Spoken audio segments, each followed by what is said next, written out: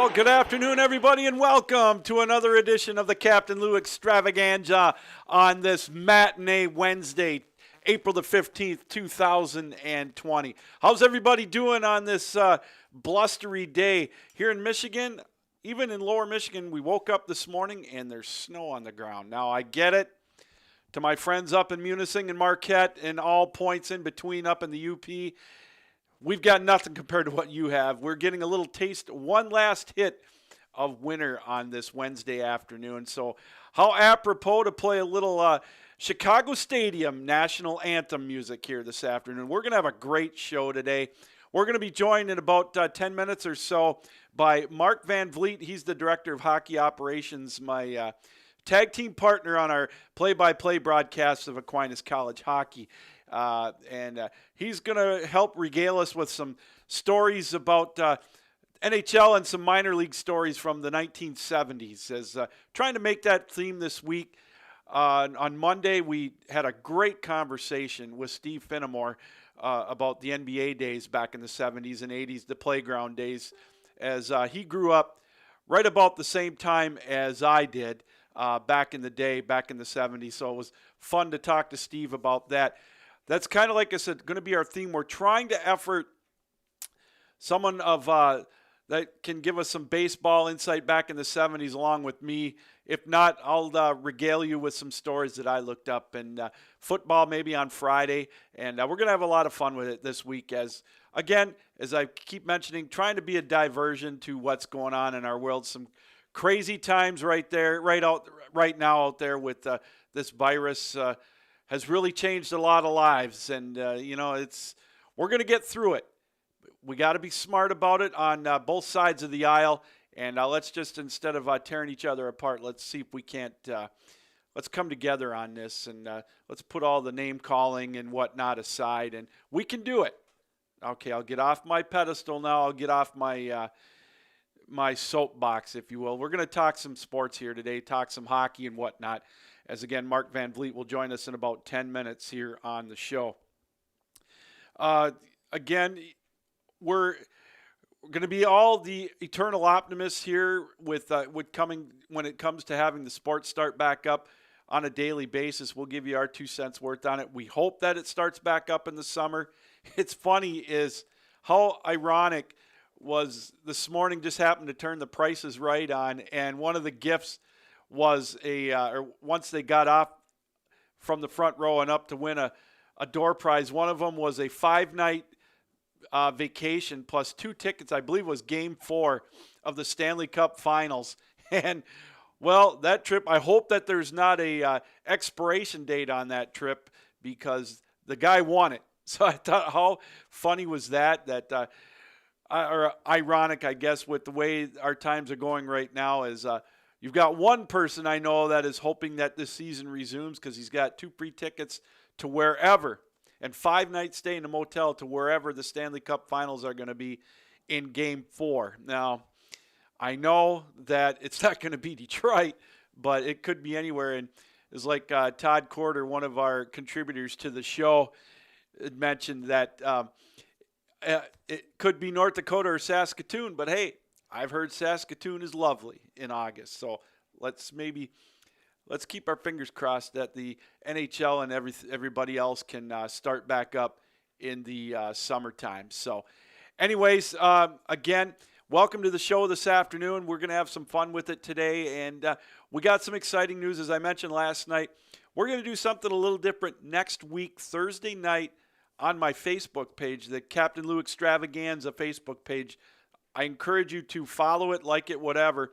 We're going to have a NFL draft broadcast. I know it's optimistic thinking, but hey, they're doing the draft live, so we thought, why not us? So I'm going to get some personalities. I got a couple of them locked in so far for it. We're going to have a blast with it. It's going to be a little before 8 is when our show will start, approximately 7:45 Eastern time on that Thursday night. So that will be a week from tomorrow. So that's going to be April the 23rd. So join us on the Captain Lou Extravaganza Facebook page, and we'll have some fun with the draft. And we've got the the Captain Lou 1.0 mock draft next Tuesday night on my normal nighttime show from 8 until 10 p.m. And we'll see if we can't garner a couple of people to come on the show and give us their predictions before draft night. But we're going to analyze the picks. Who knows? Maybe there'll be some trades. I know Detroit is looking like the big trade partner. Everybody is gunning for that third pick for the Tua or Justin Herbert sweepstakes. But wouldn't it be crazy if the Lions still blew everybody out of the water and took Tua as their third pick? That would be a Detroit Lions pick right there. But those are just some of the things we're going to talk about. So we're going to have a lot of fun with it next week. We hope that you can check us out. And again, if the so-called talking heads on the 4-letter network and the 3-letter network can do it, why can't we? We can have just as much fun, and we'll probably be just as smart as they are. So, hey, as the line was said in one of the MASH episodes, why can't some of us get in on the gravy? So we're going to have some fun with it next Thursday night. I hope you can check us out. That's on the Captain Lou Extravaganza Facebook page, our NFL draft show. We're going to have a Zoom show, so we're taking advantage of that software, and we're going to probably have 4 or 5 of us on there. It'll be an absolute blast. I know we're looking forward to it, so I hope you will check us out. So we're getting back to the season starting up. I know there's talk again of baseball doing it in Arizona and Florida. Dr. Fauci said that there's a good chance it could happen, but all the players would have to stay in the hotels. Well, somebody brought up a good point. Isn't that what they do already? So I'm hoping so. Believe me, I'm 100% keeping my fingers crossed that the sports will start back up. It's so hard to tell. Everybody's guessing. And that's, as long as we keep that in perspective, everybody's got to guess. Chris Fowler saying college football would start possibly in February next year. What else did I read today? That college basketball may not start till 2021, which that wouldn't surprise me. You may not see fans in the stands for a year. I wouldn't be surprised with that either. And again, we've talked about this on numerous occasions. What if the show starts back up? We can go at a normal time. How many of you are really going to are going to be confident enough to go into a packed stadium right away? So I think that's got to be taken into consideration. But we've talked a lot about that. We don't really need to get into all of that again. Let's just keep our fingers crossed that the seasons can start back up. I know the Tour de France said they're going to move till August 29th. That's going to be a warm one for them right around Labor Day going through there. All the golf tournaments have been postponed to the summer and to the fall. I still think it's going to be pretty sweet to see the Masters in November. So we'll have to keep an eye on that. Hey, we're going to step aside, take a break, because coming up in about 5 minutes, we're going to be joined by Mark Van Vliet, the Director of Hockey Operations of Aquinas College. And we're going to go back in time, talk about NHL and the minor leagues of hockey back in the 1970s. So don't go anywhere. You're watching the Captain Lou Extravaganza live here on the 12-Ounce Sports Network. Esports are here to stay. Go to jazzsports.ag, log into your account, and look for our new esports section on the top of your screen. Browse through all the different available matches and watch them live with our exclusive esports betting platform. Get instant access to game results, pending and graded bet reports, outright bet types, and upcoming match schedules, all at the easy reach of your fingertips. Jazz Sports puts you in the game.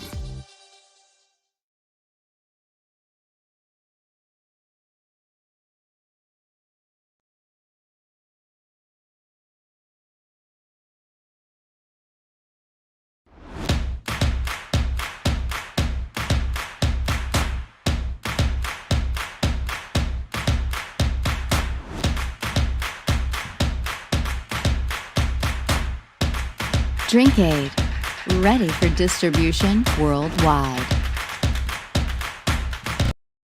Nothing makes us happier at Lexington Law than when our clients cancel our services. Listen to this client call and see what we mean. Lexington Law Firm, this is Erin. I would like to cancel my account. I'm sorry to hear that. No, don't be. Actually, you guys have done tremendous work for me, and I was working with you for several years now. And my goal was to get a mortgage written by the end of this year, and I just got that mortgage commitment. That is wonderful. My credit went from like 440 working with you guys to 700. Nice. And I got a very good 4.25% 30-year fixed rate mortgage. I have nothing at all bad to say. If you ever want me to write a testimonial, well, I will. As a matter of fact, I've recommended you to a lot of friends. Lexington Law has served over 500,000 clients, taking expert action on their credit that has led to the removal of millions of questionable negative items from their credit reports. Call now and learn more about how Lexington Law may be able to help you in the removal of negative items from your credit report, such as collections, late payments, charge-offs, and many others. Call Lexington Law today. Hey everybody, welcome back to the Captain Lou Extravaganza live here on the 12-Ounce Sports Network on this Wednesday, April the 15th, 2020. Glad you could join us here on the show this afternoon on this blustery day around here anyways. Gosh, snow flying on April 15th. I thought it was just going to stay in the UP, but it sounds like we might even get a little bit more in a couple of days before we can really start thinking of this as springtime. So, again, we're going to have Mark Van Vliet joining us shortly. It brings back, we're going to talk some old-time hockey, and it was kind of cool last night talking to Nate Eminger, the coach of the Milwaukee Power of the NA3HL. He's the head coach. He talked about his favorite stadium, and it happened to be Lakeview Arena in Detroit, or in Marquette, Michigan.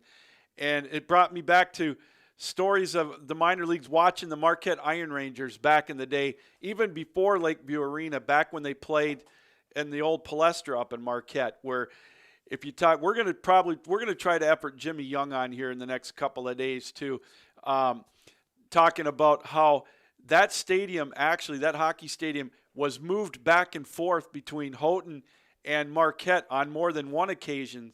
And all I can remember is watching the Iron Rangers back in the Iron League back in the early 70s. You'd have to wrap up so warm because that wind would blow off of Lake Superior and it would go right through that building. I remember having the snowmobile boots on, the snowmobile suit, the hat, the gloves. Wow. But it was so much fun. And just picturing watching those guys skate, with the no helmets, the referees and everything without the helmets. And there were some fisticuffs in that league, that's for sure, playing the likes of Thunder Bay and Waterloo and, Wawa. And, wow, it was for some fun times back in the 70s watching some of that minor league hockey. Brought back some great memories, and I'm sure Mark will have a few more to share with us here this afternoon on the show. Again, just trying to get by here without sports in this April 15th. Right now, we would be just starting the Stanley Cup playoffs, and it is kind of neat to watch some of the old shows, or the old Stanley Cup finals. Pittsburgh and Detroit, 2008 and 2009, gut-wrenching for us Red Wings fans in 2009, but just as much fun for us to watch in 2008. Watching some of the old Boston Bruin teams, Philadelphia Flyer teams from back in the 70s. And that, as a historian, that I would like to, or as much of a fan of the history, as much as I'd like to think of myself of, it sure has been fun watching that.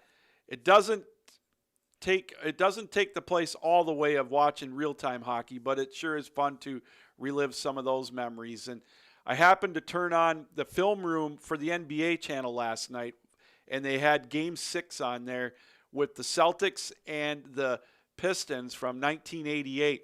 That was kind of the changing of the guard day that year when the Pistons finally were able to overcome the Celtics. And it was kind of neat because they had Isaiah Thomas and Kevin McHale giving their analysis of that. And, all I can remember about that is how hard fought it was. And just, when I mean hard fought, I mean literally punches thrown and the muscling underneath and everything. It's like when Steve Finnemore was on talking about, you went into the lane, man. You took your life into your own hands. There were no easy layups. And what really impressed me about the end of that series was Kevin McHale and Isaiah Thomas shaking hands. And I can remember Kevin McHale, you could read his lips, go take care of the Lakers now. they're yours. And they hated each other back then, but it was a mutual show of respect. And so that was a lot of fun to see. Well, right now, let's go to our guest line, and we're joined by my tag team partner on Aquinas College play-by-play, Mark Van Vliet. Mark, how are you? I'm well, thank you. And you? I'm doing fantastic, despite what's going on, and then throwing in a few snow flurries here this afternoon. Crazy. Yeah, it is crazy. I guess get 30 inches up in the UP or something. Wow. I know. So I guess it's not so bad down here. Well, Mark, we're really thrilled to have you on the show today. Kind of our theme this week, we're looking at the major sports and kind of going back to the 70s and maybe the 80s or whatever. But before we get into some of your stories, which I can't wait to hear, you had mentioned something to me on Facebook about four barns that you can remember going to: Chicago Stadium, Maple Leaf Gardens, Boston Garden, and of course the Olympia. What was your first pro game that you ever went to? That would be my first NHL game was back in the 75 or 76 when I went to the Olympia, and I believe it was the last year of the Olympia, and Detroit was they were not very good, but they happened to be playing the Toronto Maple Leafs that night. Oh, wow. And they actually won the game, and but the barn was packed, and I just had stars in my eyes. It was just a phenomenal experience. The Olympia was just really something to see, and I think it sat about 14,000, but it was layered like a cake, I mean, there was and so you were right on top of it, and it was a loud barn, and I still remember that. No, it's nothing like what it is now with Little Caesars, and before that, Joe Louis, where you were a little bit further away from the action, huh? Yeah, I mean, yeah, when they talk about intimate arenas, that really did describe all those old barns, if you can remember them. You said you had been to the stadium, but oh, yeah. They were all sort of very similar in design, and so we, in fact, ironically, I know some of the boys are listening from Aquinas College, but we had the opportunity at Aquinas to go down and play Xavier University in Cincinnati, and they played in the old Cincinnati Garden. And that was the architect of that building was the same guy who had designed the Maple Leaf Garden. Oh, wow. And it had similar attributes, and of course it was pretty run down, and they subsequently tore it down, I think a year or two after we were there. But that gave you sort of a taste of for those guys who were there, some taste of that old barn feel. But yeah, those were great barns, great memories. Well, you mentioned the Cincinnati Gardens, and they had the Cincinnati Stingers, I believe it was, back in the 70s, and you sent me a story about Willie Tognitz. And what really jumped out after reading that story was I forgot that Jacques Demers was their head coach. Oh yeah, it's a small world when you get into minor league hockey or hockey in general. But yeah, and a lot of those characters. And I'm doing the story by memory, but I think the article was told by John Flesh, Yep. A guy that we can get into here in a few minutes. But and there was a guy, Bill Goldthorpe. I believe it was, and they had he was on a work release from jail, and they would have to go get him out of drive over to the jail, get him out of jail so he could practice, and that became the inspiration for in the movie Slapshot for Ogie Oglethorpe. So there's a big thread running through this minor league deal, but that's a true story. And he was on work release, and the trainer had to go pick him up every day for practice and take him back. And then he was allowed to go on games, but then he had to report back to jail. So he makes Bob Probert sound like a choir boy, because I remember back in the 80s when Probert couldn't go play in Canada because if they let him go over there, he wouldn't be allowed back in. Yeah, there were all kinds of crazy stories like that. But yeah, right. You know, you and I talked off the air yesterday about, you had some experience with the IHL back in the day, back in the 70s. Kind of, you were in the position where you were like maybe an emergency replacement. Talk a little bit about some of those days back, some of your IHL experiences. Yeah, so I was working at Jolly Roger Ice Arena my sophomore year at Calvin, and of course I was playing for Calvin at the time, but it was winter break, and so we had about a month off there, and I was doing the Zamboni, and I had completed just the first lap around the boards, and a kid stuck his head over the out the door, and he said, Nelson LeClaire, who worked in their front office at the time, he said, Nellie LeClaire wants to talk to you. And I said, okay, fine. So I finished my Zamboni. I emptied the snow outside, and I filled it up, and I probably was gone 20 minutes. I got back into the office, and the phone was still laying off the hook there. And I happened to pick it up and said, hello. And he said, Mark, this is Nellie LeClaire. He said, we need a backup goalie tonight. And I said, well, I'm available. And he said, well, we're heading to Milwaukee, and the bus leaves in an hour. And so I called up a friend of mine who wasn't scheduled to work that day. And I said, look, of course, this is before cell phones, right? So sure. Anyway, so I got my friend over to take over for me, and I zipped over to the old stadium arena and caught the bus. I was still in my work clothes, and I think I had Carhartts on and things like that. But I grabbed my gear and went over there, and we ended up playing in the Mecca in Milwaukee. Yeah. And I think there was probably 8,000 or 9,000 people in the barn. And wow.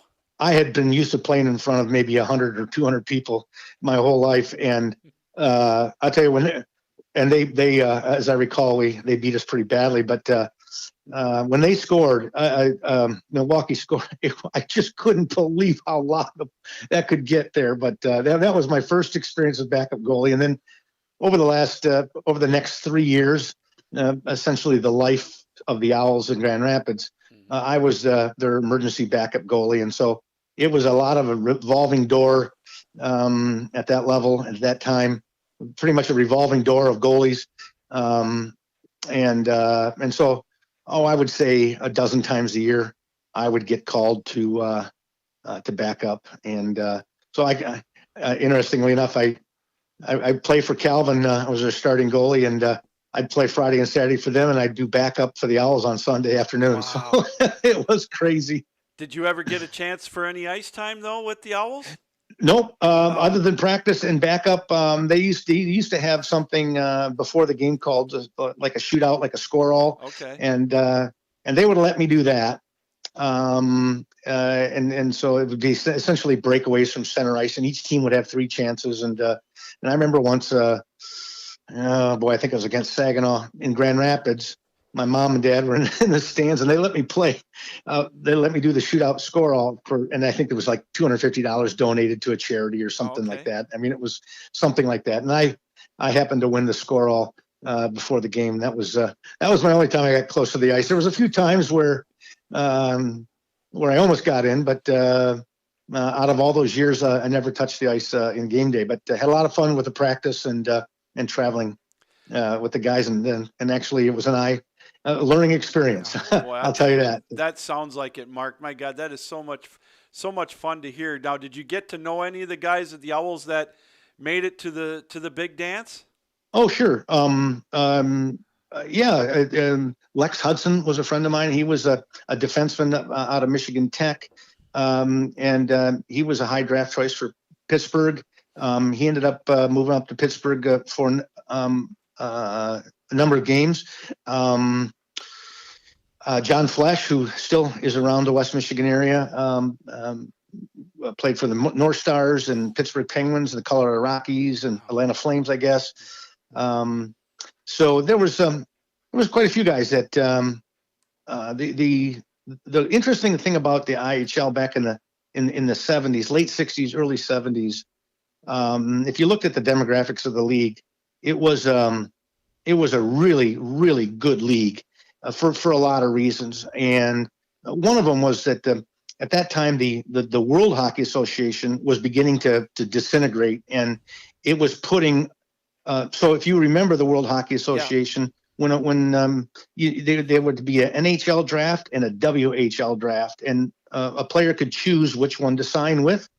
And because the WHL was a competitor at that time of the NHL, and so first we had a number of cases where some of these high round draft choice guys were being overpaid, overcompensated initially by the NHL because they didn't want to lose some of these guys to the WHL. But the WHL began to disintegrate, and it was putting a lot of really, really good players back into the farm systems and the minor league level.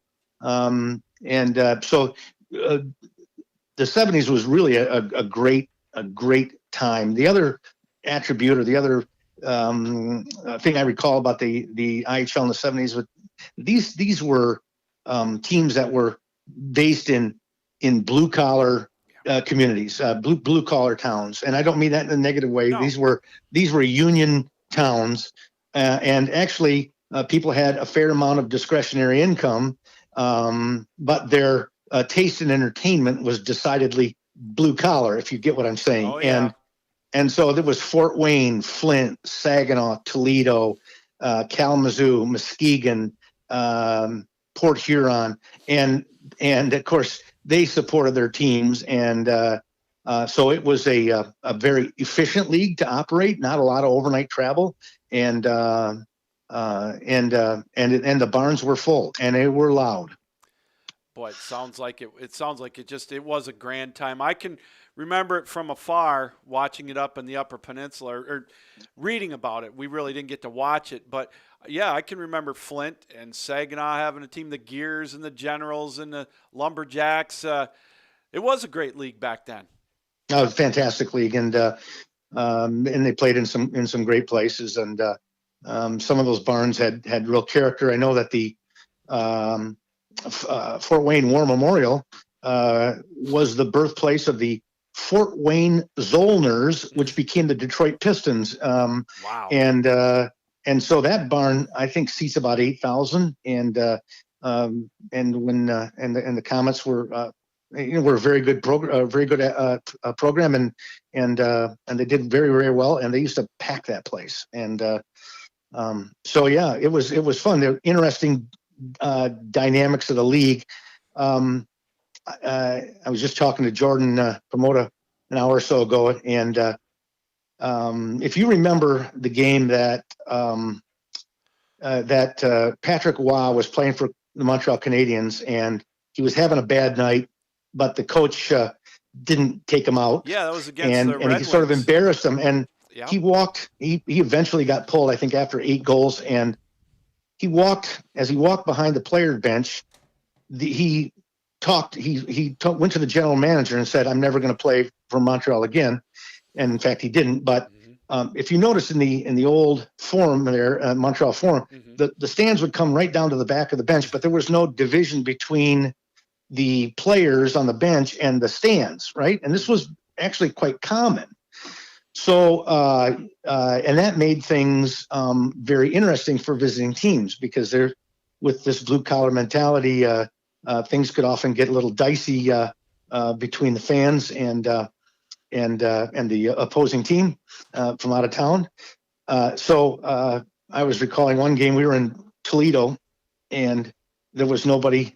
I was at the end of the bench as the backup goalie, and the bench was right next to the stand. So right next to me, there was a guy, a dad and his young son. And so we struck up a real nice conversation during the game. And this was when they were, in the old days, they would serve food. The hot dog vendors and the popcorn vendors would come down. And I didn't, meal money for a trip to Toledo, I think, was $5. And so they asked me if I wanted anything. And I said, well, I'll take a hot dog. And so I remember the coach, Mo Bartoli at the time, looked over, and there I was sitting with a couple of fans from Toledo, and we were having hot dogs and having a great time. So lots of great stories. Oh God, that's hilarious! Can you imagine Jimmy Howard doing that right now for the Red Wings? Oh, gee whiz. So we had we had a mascot in Grand Rapids. It was Oscar the Owl, and I can't recall. I think I guess I do know who was underneath the uniform there, or underneath the mascot get up there. But he used to jump up on the glass, and the boards and the glass at the Stadium Arena back then were horrible. They were from the old Chicago Cougars of the WHL, and they were pretty beat up. And but Oscar the Owl, the mascot, would go behind the bench there, and of the opposing team, and he would jump up on the glass and rock it back and forth. Well, there was the extra sticks are lined up along the top there, in back of the players, and the Oscar the Owl was up on the board, hanging over, talking trash to the opposing team, and he was rocking back and forth. Well, the sticks all fell down and actually injured the backup goalie, and he had to get stitches. Oh, wow. And then the players went over the glass and after Oscar the Owl at the Stadium Arena, and then Wow. they were right up in the stands fighting, and of course everybody got into it then. But it was quite something. Oh, wow. We're joined by Mark Van Vliet here, Director of Hockey Operations for Aquinas College, my tag team partner on our broadcast for Aquinas College Hockey, and some great minor league stories. Mark, we talked about this guy. Let's get into it a little bit. Willie Trognitz, you said you know that John Flesch is still in the he's still in the West Michigan area, but boy, Yep. Willie getting thrown out for hitting Archie Henderson over the head with a stick. Some, people, some say it wasn't that bad. Others say it was horrible. Just an example of the old, towards the end of the old IHL down there. For people who are not, there's not a lot of tape. There's not a lot of stuff. Although if you can go on YouTube, you can find some of those IHL fights. But it was a tough man league in a blue collar setting, and this was and I think the article, if I recall, goes into this thing. But when Bill Began, the commissioner of the IHL, suspended Willie Trognitz for life, he was immediately picked up by the WHA Cincinnati Stingers, and he was making about $150 a week playing for the IHL, and he was making about $2,000 a week because he got thrown out of the league. He got suspended for life from the IHL, and he said he recounts that story. He says he's eating a steak dinner and having a beer in Edmonton, and he said last week I was playing in Columbus for the Columbus Owls, and making $150 a week. So he was so glad to get out of there and enjoy at least a couple of weeks in the WHA, and then they eventually lifted the suspension. But I think Willie, and for all accounts, was a really nice guy, and I think he just got sick of the tough guy. But you have to remember, during that time, teams really valued an enforcer, and it was not unusual for almost any team to have one or two guys that they knew what their role was, and that was to keep everybody honest, because you had some very, very talented players that were working their way up through the system, and of course the parent club didn't want anything to happen to those guys. So the minor league was notorious for having those guys on their teams and how effective they were. And I think the classic one that people will remember is Dave Semenko, the original cement head, was the enforcer for the Edmonton Oilers in those early years when Wayne Gretzky was still a teenager and breaking in, and they didn't want. Of course, that was he was going to be the next superstar, but people were going to take liberties with him, and so teams had enforcers, and that was just the way it worked, and the IHL was no different. Well, it's funny too. We talk about name dropping of coaches. Willie's a coach that was involved in that was none other than Nick Polano, who went on to do some great things with the Red Wings. Well, Nick Polano actually was the coach of the, let me see if I can get this right. It was the Columbus Owls, and they couldn't reach an agreement with their arena, so they moved to Dayton. Mm-hmm. And in 1977, they started the year in Dayton, but that didn't work out. So about November or December of '77, they moved to Grand Rapids, and Nick Polano was still their coach, and I got to know him quite well. In fact, I took a couple afternoons off of my classes, and I drove him around looking for apartments and places to stay. But he was actually a nice guy. Was not a player's coach. He was a real tough guy.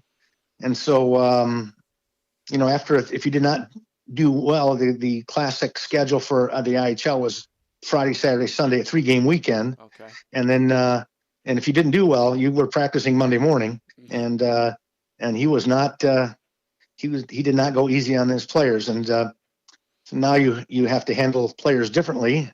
And, but he was old school, and he was tough as nails, and he had come up as a player, and he had the scars to show it, but he was a tough guy, and eventually, yeah, you're right, found his way to the Red Wings, and then stayed with the Red Wings organization for a number of years. And if you watch the documentary Russian 5, he was instrumental on sneaking some of those guys out of the Soviet Union. And this was after his coaching days, but he would go to these tournaments in Vancouver or in Europe, in Sweden, where the Russian national team was staying in the hotel, and he was sneaking guys out of the basement, and of course the documentary was just on the Russian 5, but there was Peter Klima that came out of the Czech Republic, and all these Iron Curtain people were getting snuck out, and Nick Polano had a lot to do with that early success and of the Red Wings getting those guys.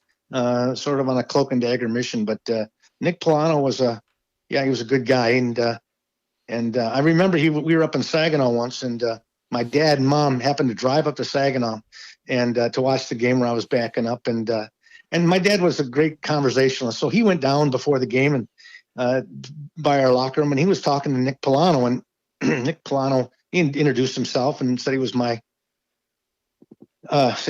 father, and he's very complimentary of me. But he said, your son's got one problem. He can't stop a beach ball. So I think he was he was making fun of me, or I think he was just making a joke, but maybe it was true.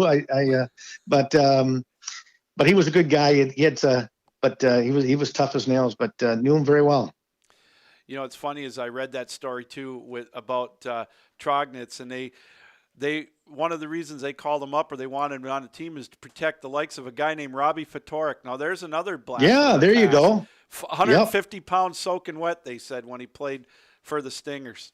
Oh, the league was full of those little guys. And if you were 6'2", you were a big guy, and that's we've talked about that. Yeah. How the league has changed, and these a lot of these guys were really tiny and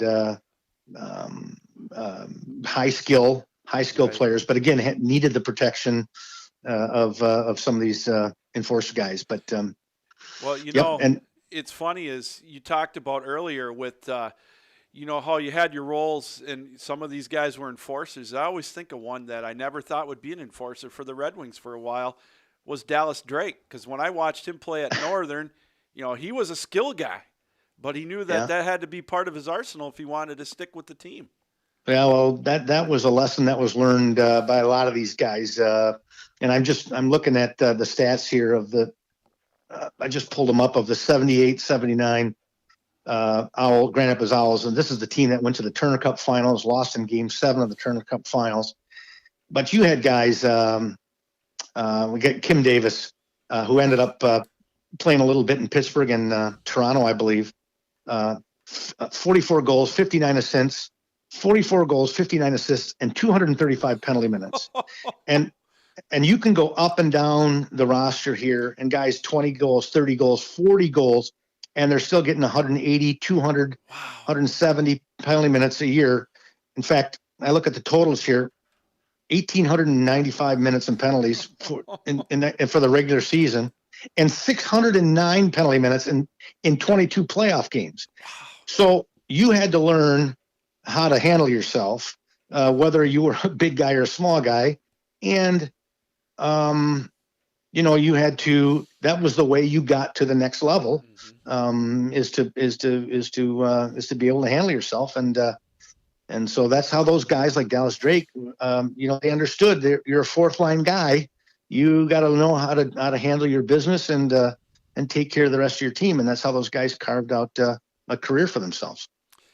Now, not trying to put on the hat with the old man get off my lawn type of a mentality, but the game is played today. Do you think that Wayne Gretzky could have had the amount of points that he had back then? Would he have those now?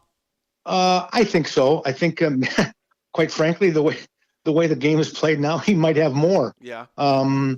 I remember watching in Toronto in Boston. I lived out in the Worcester, Massachusetts area for a couple of years, and so my company at the time had some season tickets for the Bruins, and we would often go down to the old gardens. And I remember when Gretzky was playing for the LA Kings at the time, and he was a bit on the downside of his career, I think, at the time, and this would have been about 88, 87. But the buzz when he jumped on the ice, the whole stadium you could just hear the buzz and the volume go up.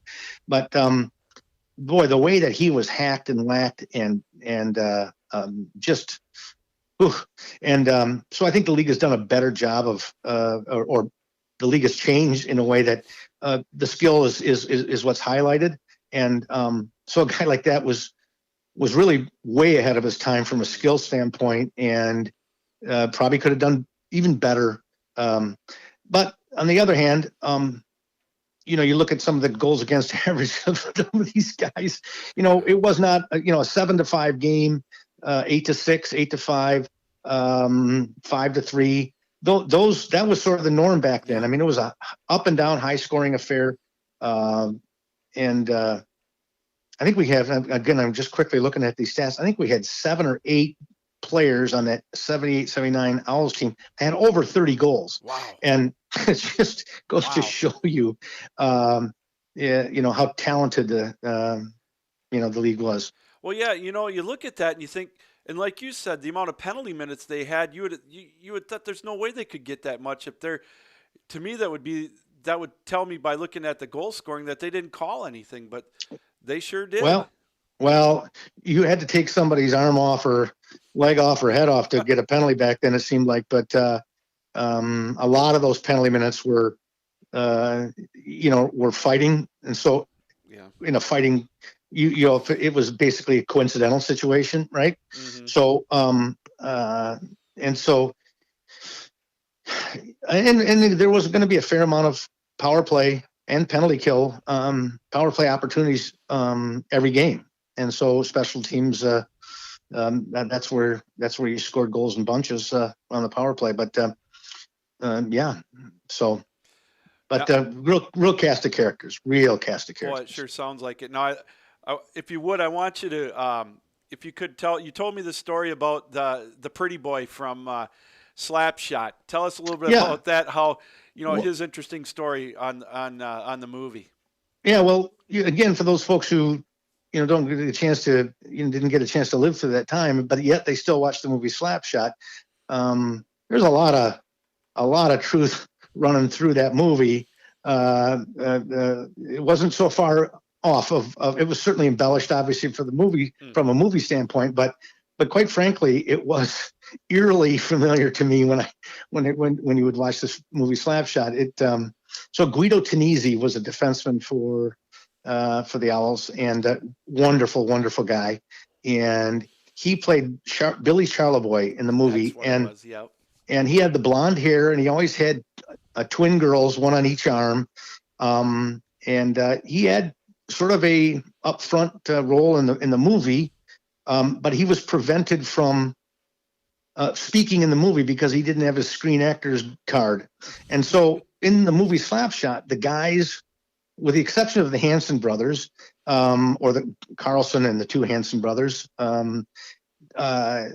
most of those guys couldn't talk in the movie because they didn't have their Screen Actors Guild card, which is highly unionized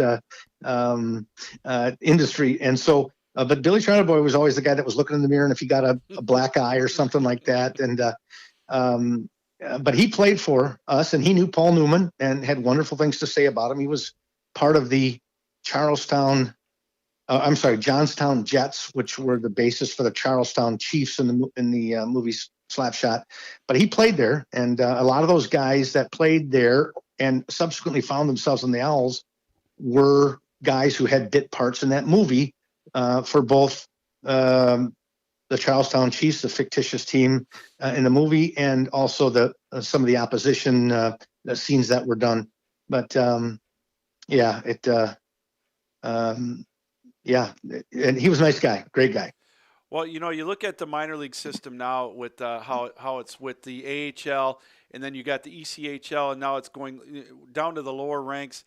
I know they're trying with the Federal Hockey League and the Southern Professional Hockey League. I don't know if it's like it used to be back in the 70s and 60s, but I know they're trying, and it's getting tougher now to spread the dollar around to get these barns packed. Do you see it maybe getting with the likes of the FPHL and the SPHL to get back to where the glory days back 40, 50 years ago? No, I don't think so, Lou. I think what you have, the model for hockey now is probably going forward what it's going to end up. So you have the AHL, and every NHL team has an AHL team, which is their AAA development team, obviously like the Griffins and the Red Wings. Then you have an East Coast, the East Coast League, which is the AA, which is a viable league economically. A guy like Luke Glendenning came out of Michigan and started with the Toledo Walleye before he got to the Griffins and subsequently. So it is certainly connected to the NHL and AHL. But beyond that, I just don't think there's going to be the sustainable market for in terms of player development, sort of like baseball, where you have the rookie league and then you have Class A and High A, and you have that sort of development. I think it's the development is so good in the upper junior levels of in the OHL and the USHL and in college. There's only so many good, openings, so to speak. Sure. And so the SP. I know a number of the of guys from Davenport and some of the ACHA guys end up playing for a year or two in those leagues. But it really is a pretty that's pretty fly by night organization and organizationally, and maybe they do it to get it out of their system, to say they played some level of pro hockey, but and every once in a while you got guys that are pulled up to the East Coast League, but I don't think from a developmental model it's going to go much deeper than the current AHL, right. EHL or East Coast Hockey League type of model. I think that we're pretty well set in that. And again, you don't play. Most of these guys don't play beyond, even in the NHL level. You get to be 34, 35 years old. The way the league is played today and the speed and the emphasis on skill, your career is pretty much on the downside, right. When you get into your mid 30s and you don't have the longevity of baseball and things like that. So it's a quick ride, a quick development, and then you got to obviously make it. You got to stick around. So I think we're pretty well set on how it's going to be. Well, it's interesting because the first year that I really started covering you guys at Aquinas, it was brought to my attention that some of the boys are 24 and 25 years old because they got to play through the junior system when they. And this is where I think the college game has really thrived by that. Now these kids get an education, and it's, from what I'm told, you can't make a living playing at the FPHL and the SPHL either. No, you can't. And they've got student loans to pay in a lot of that too. Yeah, right. Well, we have an annual convention in Florida every year, and Jordan and I go down to that, and it's a combination. It's actually the American Hockey Coaches Association, which I'm a member of, or Jordan's a member of. And it encompasses both ACHA coaches and NCAA coaches. And so we're, to the extent that we're able to, we get a chance to interface with those guys a little bit. But and some guys don't want anything to do with the ACHA guys. And but Red Berenson, we bumped into him a few times, and he would always say, I tell my guys when they get out of University of Michigan, they graduate with a degree from University of Michigan. Mm-hmm. You want to try you want to try pro hockey. If you're still playing in the East Coast League after 2 years, then you give it up. And he said, you got your degree from U of M. Now your time to go use it. So, if you're not, it's just one of those things where these college guys come out and they got a degree and they might give the East Coast League a try for a year or two. But if nothing happens after that, they move on pretty quickly. So, and that's, I'm speaking of the college guys now. I mean, sure. Some of these guys that, that came out of the OHL and they've been basically playing hockey since they've been 16, 17 years old. And they don't have an education. They're going to try to hang on as long as they can. Sure. So there's always going to be a league to play in, because they got nothing else to do. So then they don't know how to do anything else. Well, and I remember the guys, when you got cut back in the day in the Owls in the old IHL, when you got cut from the Owls, you basically got a bus ticket back home. And we're talking Flin Flon, we're talking Moose Jaw, Sudbury, and you can see when a kid would, and when one of these guys were cut, and you could feel for this. I was in college, and mm-hmm. I didn't have any. I knew exactly what my future was going to be. Sure. And it wasn't going to be hockey. Mm-hmm. But these guys, they come in, and it is heartless. They come in for practice, and there's no equipment in their stall, and the trainer says, Mo wants to see you in the front office, and they knew right then that their career was done. Wow. And you could see it in their face. I mean, they were going back to Sudbury, and they were going to work in the mine, or they were going to work in the factory, and whatever they'd been doing. These guys were good hockey players, but they'd been the way that these junior leagues operated, and these guys were big deals back in their hometowns or in their junior towns, that they were idols, worshipped, and then they got into pros and they tried their hand at that. But when it was the end of the road, it was quick and heartless. Ooh.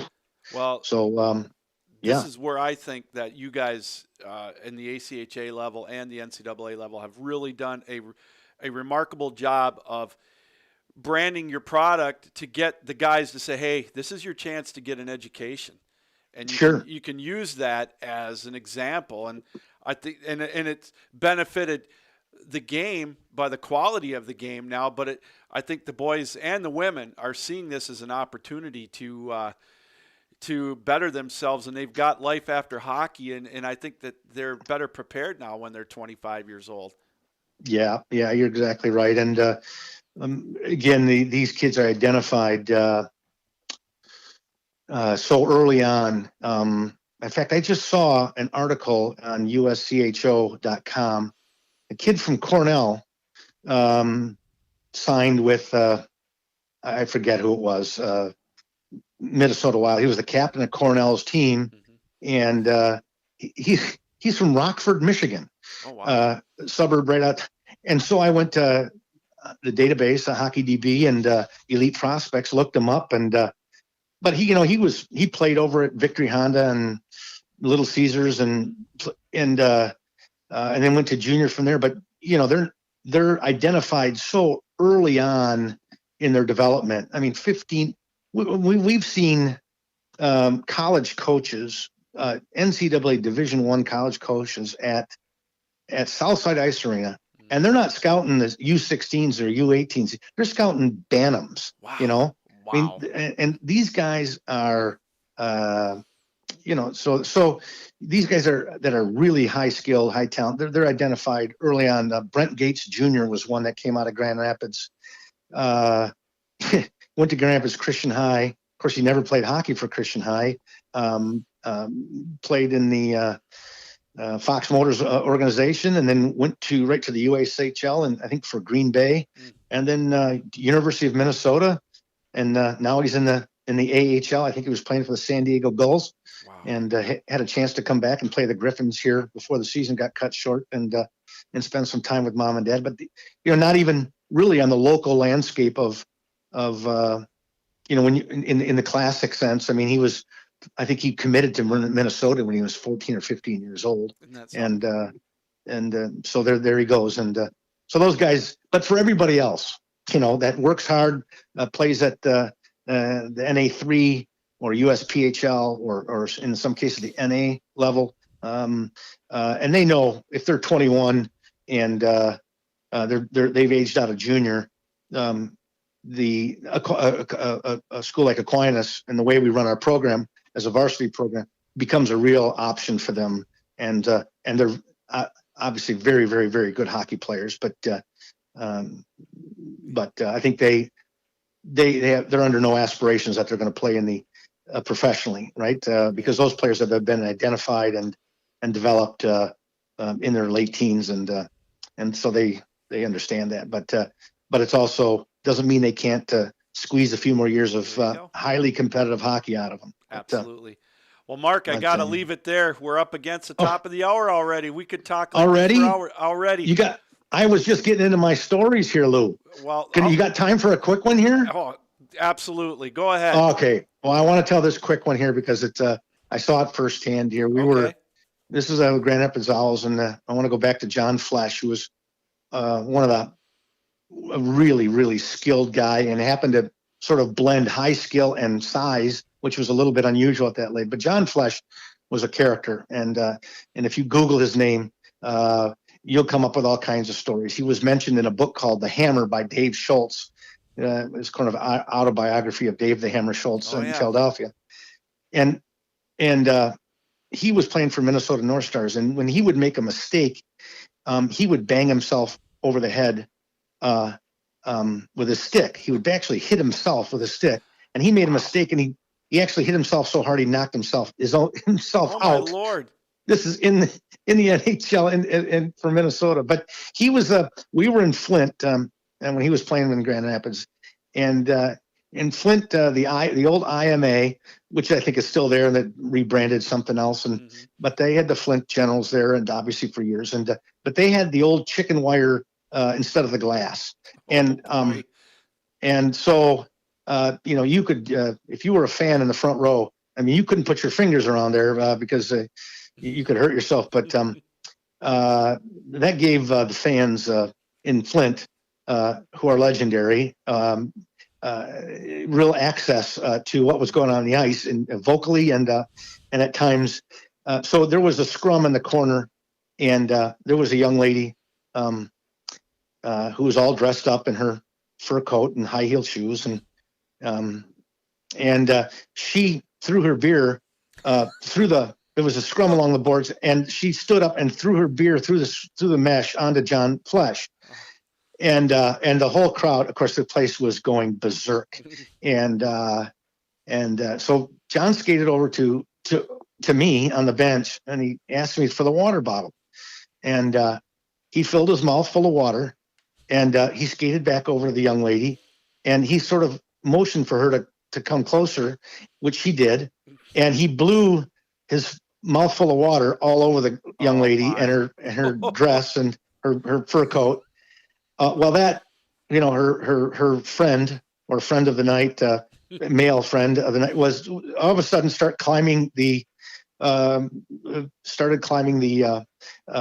screen, the mesh, to try to get at John Flesch, and the crowd was throwing things and stuff like that. And the official he was laughing. The other players on Flint was laughing, and he would do stuff like that. He was just the character like that. And when the opposing team would call timeout, he actually skated over to the opposing bench because the other team was trying to draw up a play, and he would go over and go in the huddle of the opposing team until until the other players would push him out of the way. And then, of course, there would be a fight, or the official would have to come over and drag him back over to our bench. But he was like that. He was just added so much to the league in terms of the color of the league. It was a lot of fun to be around it. So, you don't see that was just that one often story. anymore. And this, again, I don't want to sound like the old man, get off my porch, get off my lawn. You don't see that anymore. I mean, I understand why, I guess, to a certain extent, but boy, those are some great stories, huh? Yeah, we had a great story. We had a guy, Bobby Fair. He retired between periods when I was there. He just quit. He wasn't. Periods? Yeah, he wasn't. I think the coach had him sit for a couple of shifts, and between the first and second period, or second and third period, I think it was second and third period, we were up in Saginaw, I think, and he quit between periods, retired. Well, How did he get home? Well, he took the bus home. He packed his bags, took the bus home. Nobody said anything to him, but he said, "I'm all done."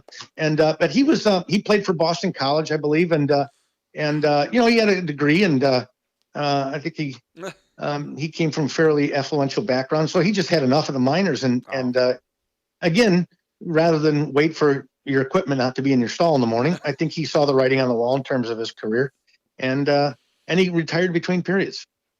That's the kind of stuff what happened back then. It was crazy. So were you ever close as the emergency guy to getting in a scrum or two? There was there was a couple of times bench clearing brawls. And in fact, I'm not going to say this. Lindsay Middlebrook was playing in Toledo. Oh, wow. You remember Lindsay? Oh, Lindsay, yeah. the coach of Lindenwood Belleville. Mm-hmm. I said, Lindsay, I remember you, because we had a bench clearing brawl, and he wasn't playing. He wasn't playing that night, and he was their number one goalie. But for some reason, he was not playing that night. And we jumped out on the ice, and of course, I just paired up with a backup goalie, and then we just start talking, right? I mean, we weren't going to get in a fight. He said, "Hey, how you doing?" And we where's a good place to go here after the game, and we'd just be chatting away. And but I chatted with Lindsay. I paired up with Lindsay Middlebrook once in a bench clearing brawl. Never forget it. And so I'd jump off a little bit there, so that's funny. Yeah, we had. I mean, I could go on and on and on with stories, great stories, memorable stories that just sort of.